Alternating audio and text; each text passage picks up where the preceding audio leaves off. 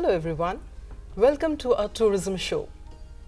Travel and tourism has had a complete makeover with the technological development. The experiential aspect of it has sparked off an interest in people and cultures. Today, we have with us two such entrepreneurs who have taken this experiential tourism to a different level. We have the co-founders of India City Walks, Nidhi Bansal and Sachin Bansal. So tourism sector has a huge market in almost every vertical. So how do you think it has evolved with time? The tourism sector as such. Yes, I mean tourism has evolved both from offline to online, from the mindset of double income no kids mindset, and also people tend to travel because technology made it advanced for them to gain more information, and everything can be booked in a spur of a moment. It has evolved, and it's gonna be more evolving in years to come because you will be going towards virtual reality and other areas to experience a destination in newer fashion. And India is growing from that perspective. Okay, so these changes that you have said are mostly, what the services that you're offering to the clients, the customers or the guests. But do you think, there has been some changes in from the perspective of the customer also, in the sense, in the kind of the kind of involvement in the package that they're looking for? Yeah, today our customers are far better, well-read. They come to a destination pre-knowing about the destination, so they are informed, better informed, if I may say so. Also, the customer knows what they're looking for in travel and tourism. It's no longer about booking tickets or booking a hotel, because that's something an individual can also go ahead and do. But it is about how do I make my travel more meaningful, more engaging? What do I take back with this entire tourism experience that I'm paying for? So I think the customer comes very, very prepared, very informed, and looks for what they're particularly wanting to gain out of that, travel experience. Okay, and there's this word that has caught on, the conscious globetrotter or the responsible tourist. So do you think that is coming up in a big way, and especially in India? Yes, it is. I mean, at the end of the day, there's a philosophy that leave no trace. So wherever you are going, you have to take care of the climate. There is carbon footprint, there are other things, there's a lot of incentives for the companies, and people are getting conscious about it because it's a planet where we are living in. And now it's time to take care of the planet, because when we see news like pollution, water scarcity, things happening in different parts and different regions of Earth, it's time to be conscious so that we are able to explore it more. Yeah. Almost everybody in Delhi has walked through Lodi Garden, right? Everybody goes to a Lodi Garden, everybody goes in Delhi especially, take a picnic there, or at least take their children there. But there are some very beautiful monuments out there which a number of people are not aware of. There are some very beautiful stories that the place has to offer. And I think that's where we come into the picture and make it more engaging and make it more real for where it exists. So that's how we kind of intertwine the whole story. Yeah, so since we are talking about all this, so I'll just ask this question, how did this concept of India City Walks come up? It's a story of 18 years of hard work, absorbing experiences across globe, and then just sitting one day and saying that I want to go back to India and be a storyteller. So we started with Delhi Walks. We mapped the city out, did research, did a lot of activities and walking tours from heritage, food, architecture aspect. And then Nidhi joined the business. That's where we saw that there's a huge opportunity and huge gap to build the scale and operations. So we started with India City Walks. So these becomes our flagship brands. So now we are in Jaipur, Agra, and many more cities are coming up. Yeah. Okay. So since you said that, and I've also come across that, Delhi Walks was the flagship brand for you. So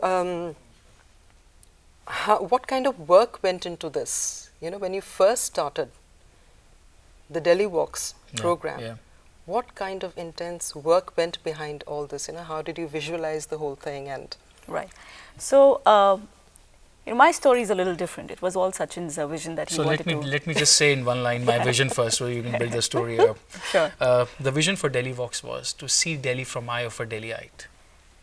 It has to be very intrinsic, and that's where the Nidhi came in, and we curated those products, which touch point on Delhi, Delhi movements, Delhi emotions, Delhi network, Delhi people. And when a first timer comes in, or when a regular person comes in, or when a person who has lived here and is more like an NRI comes not too often, experience the city in those nostalgic moments. So that was the vision for Delhi Vox. Yeah. Yeah. And I think our customers or our clients also contributed to a great extent, because when we started off initially, we felt, just built heritage is something that we'd start talking about and storytelling about, and slowly, steadily it became food experiences, slowly, steadily it became city experiences, and we realized that the entire product range that we have are both for the customers who are looking for unique experiences, and also for people who are looking for regular experiences and yet connect back with their city. So there was something that was there for everybody, and that's how the entire curation happened.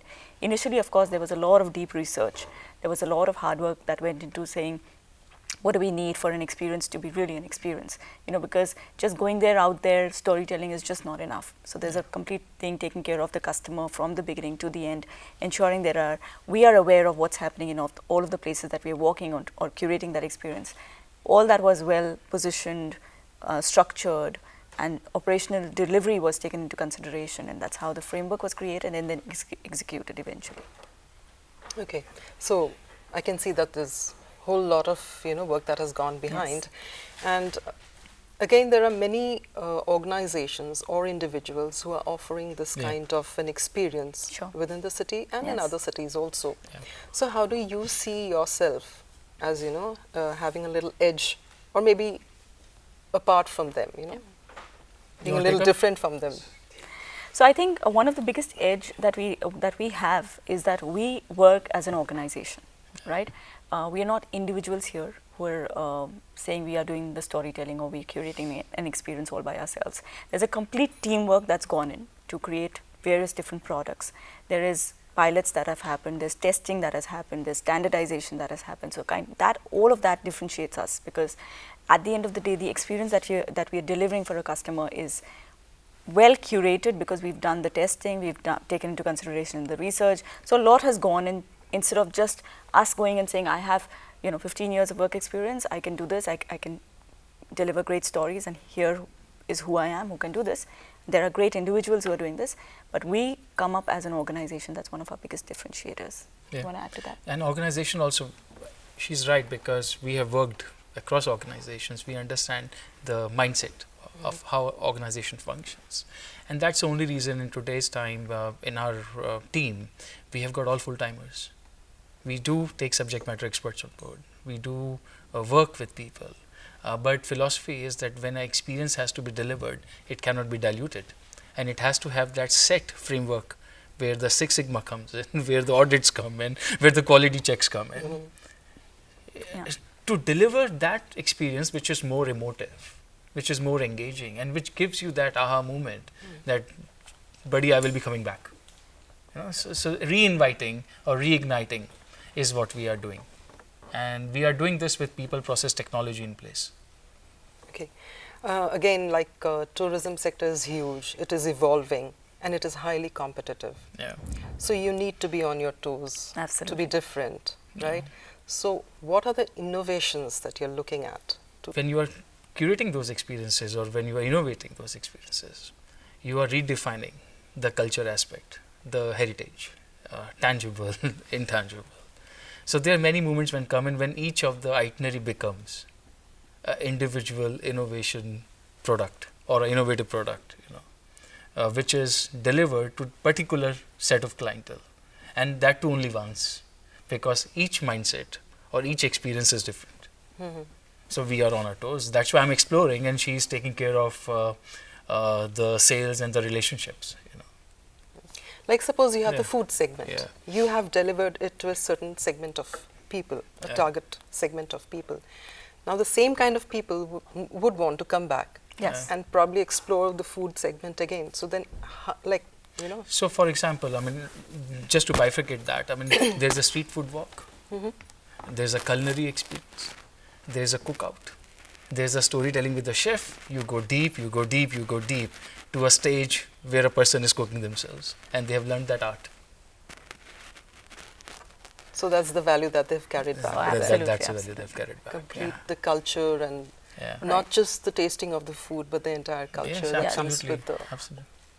There cannot be anything superficial in an experience. So it has to be more immersive. It has to be more deep dive, and that's been one of our biggest strengths as well. That we've been more emotive, and we've been very very deep dive in every experience that our customers take back. And for example, street food fork is a separate product altogether, delivered by particular people in which food tasting takes place.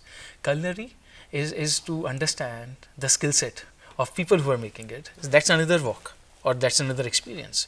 Then storytelling with a chef, where these veggies come from, organic, non-organic, blah blah blah, spices, how the chopping works, what are the cuts. This is a different experience, and everything can work from 2 hours on, within the limit of 2 hours to 4 hours to 6 hours. So every subject has a deep diving effect. So you actually differentiate all the details that go into a particular action. Say, Yeah. cooking food for us is just like cooking food. Right. But then you would, break that down into Absolutely. small little components Absolutely. and Absolutely. look at it as an experience. Absolutely, absolutely. That's the art of actually curating an experience, because you deep dive and you say, what are my high points? What are the things that we are gaining out of this? What is someone who's not aware of this is going to gain out of this experience? And that's how we kind of curate, these various different products. Let me give you an example. The first time I went to Old Delhi and I saw these people putting the kebabs on the skewers. For me, that was an art. With such hands, putting the kebabs on the skewers and putting them right into the hot oven was an art completely. Something that we probably can't do, right? That experiencing in itself was a different feel. Those are the things we want our customers to take back, and that's how we do the entire. And these curation. products are made from the mindset of explorative journey or experiential customer who is looking forward to these experiences. There are many tours available, many activities. Yeah. In India, I mean, we are getting many tourists now, so there is room for everybody. But yes, we are on that niche where we are delivering and curating experiences. And one of our punchlines says, slow experiences and tales. So you experience and you listen to a story. Yeah, I came across that punchline also. So, okay, I'll just deviate from this a bit and ask you. We know that India has intrigued the Western audience a lot. Yes. So what they For bring a us very long back, time. to your question, is they bring us back a whole lot of referrals. Our business is 80% based on references. And that's what we believe that makes us, also differentiates us, because our customers go back, refer us, and we get more business. Right. So that has been one of your USPs, really. Absolutely. Absolutely. Okay. So when these Western tourists, they come to India, what kind of experiences are they looking for most? Because since you have had quite some time with them and you know which experience sells the most, so which is it that they're looking for? Colors, yes. The spiritual, the chaos, they say that it's the chaos that somehow, speaks to them, or I don't know what. But which kind of experience do you think that they really are looking for in India? Diversity, and diversity from the facets of culture, heritage. Yes, architecture is the key point. Okay. Urbanization, growth is another point. Yes. Shopping is another point. Experiencing Indian handicrafts, arts, food, cuisine, rather. I would justify food as a cuisine. Getting deep diving into regional cuisines of India is a key aspect which they look at. And they are always short on time. So they always look forward to coming back next and doing something. So there's always part A and part B to the situation. Okay. So there's always a sequel. There's always a sequel. There's always a sequel, yeah. Okay. You talked about the urbanization and the growth experience of India. So what exactly pulls them towards this? I mean, When if you say somebody urbanization, if what are they somebody looking came for? 20 years back and he visits today, he sees a sea change. Metro is here. Roads are wider, better infrastructure. So they are amazed with all these things. and then you tend to move faster. Okay. Yeah. So that actually, intrigues them that there is so much of urbanization Yes. and growth happening. Yes, absolutely. I think we as a nation should be extremely proud of ourselves with the way we've kind of grown over the last couple of decades and brought in the kind of urbanization, or so to speak, we are world cities now. Everything that you get in the world, you get in India. So that intrigues them quite a bit and inspires them to see that a nation like us has grown so much. And that's the high point. They come back, they look at our malls and they say, they're as good as you'd find them in London and other cities. So yes, that's also a high point for us, and that makes us very proud as the brand ambassadors of the country. Do you want to add to that, or she is? No, I think she summed it up. All right. Which season do you think has the most influx of tourists in India? I still fail to understand why do we call ourselves a seasonal nation, because what I personally have seen in the last few years of doing this business is that there is business or there is tourist in every season. Of course, there are seasons where the tourists are a little lesser than the other seasons, but every season is equally good. In fact, May, June, we had so much of domestic tourists because this was the time of school holidays and people traveling from other cities into other cities. So the tourist nature may change, the TG may change from an international tourist to an Indian tourist, but there are tourists all over the year.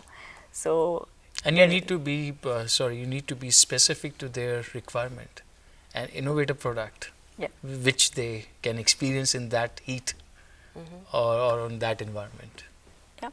So we do art tours in summers, which is inside hotels and stuff. Museum tours, which are again inside during the summer months. Coach tours, which happens. Very, very unique, very intriguing concept, getting into a coach and looking at other, various different places.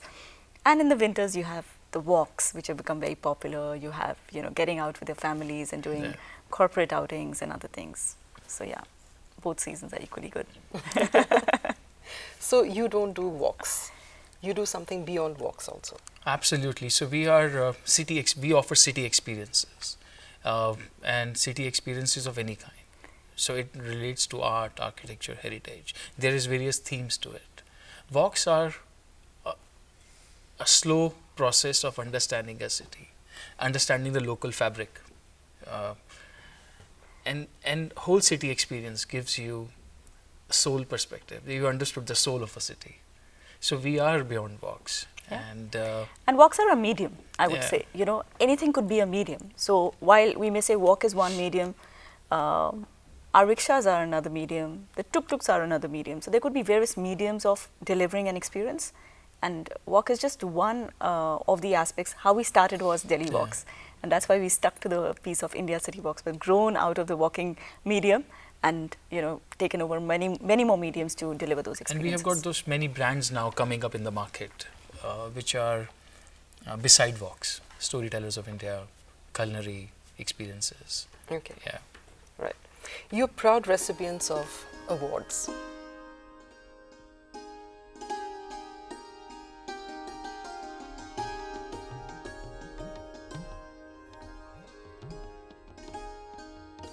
And there was this particular award that really intrigued me. It was Innovation in Pilgrimage Tourism. Yeah. Would you like to talk about that? I'm a spiritual guy. I love spirituality. It helps me find my own self. So, yeah, we did nominated our website, which I used to do, again, gratis. I never used to earn money out of that business, was Meet Sai Baba. So, it's from Shirdi, and I used to rather give information about travel to Shirdi and promote it. So we just nominated ourselves and happy to win that award, Yeah, spirituality I think is a part, very deep part of Sachin. And what was that innovation that, the fact that tourists were helped in terms of before even getting to a destination, they knew what to expect in a destination, how to get there, what to do, all of those things.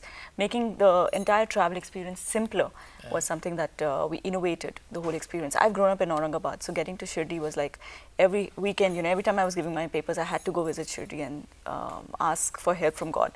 And while doing that, it became extremely important related to the fact that I have seen numbers grow over a period of time coming to the pilgrimage site, especially Shirdi for that matter. And I feel it's such a beautiful, pious place. More and more people should go there. And this was one of our ways to tell people, go there, get there, experience it, and it's a beautiful experience. It's giving back to the community in a certain way.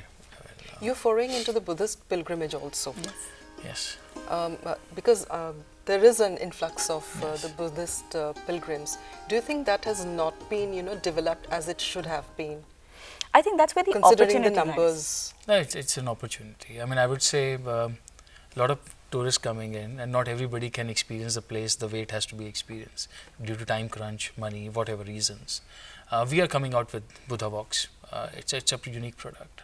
And again, it is based on slow experiences and tales model, where people would spend time in Bodh Gaya, Sarnath, understand the ruins. Yes. For us, it is not to take them around for 8 hours or 3 hours, make them commute. For us, it is to be there, Right. have local immersion, Right. why this happened, and yeah. So a lot of history, a lot of anecdotal knowledge, a lot of stories, a lot of folklore, and a lot of learnings and lessons which comes from those stories are to be shared. So when you're out to achieve a milestone, Yeah. do you worry about, any unintended consequences that could occur when you're out to achieve your own benchmark or probably a milestone? So milestone and benchmark, they both go differently. So there is a business sense to it, and there is a fulfillment sense to Right. it. So fulfillment wise, we are up there, so there's no headroom now. Okay. So we need to grow more. Yeah. From business side, yes, we are able to deliver. Team is happy, business is growing, and there are new ways to enhance or showcase India. So again, it's carrying on. As such, we have not faced any deterrent or stoppage. Maybe because the kind of competency multiplier effect we both are bringing in together is working in a good sense. Yeah, and the team is equally passionate. I would say, I think, the reason why there is no deterrent today is because the people who are working with us, like we keep saying, we're an organization, it's the team, right? The people who are working with us are very passionate, just like us. Yeah. And I think passion takes us the edge above where, we're going forward with business sense is also coming in, the self-fulfillment self is also coming in. So it's all good for now. Since you are always on your toes, you're thinking ahead. So 10 years down the line, how do you see tourism in terms of innovations that could, come in to help tourism, to help the entrepreneurs who are involved with the tourism sector, the travel sector? I think, I will be vague on this because a lot will change. To experience something, people won't be traveling so far, crossing so many kilometers. The 7 Seas genre will be redefined into a new way, and it will be more virtual.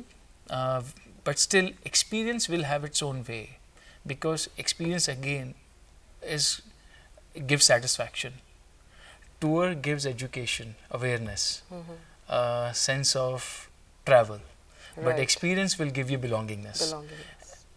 With technology, what will happen, I can't predict. But yes, we are on a spree that we will be adopting new ways to deliver that belongingness, to deliver that emotive connect with the destination. And our motto has been to increase footprints. Delhi, wherever we are present, we need to increase footprints and enhance shopping, enhance local culture and activities. Yeah.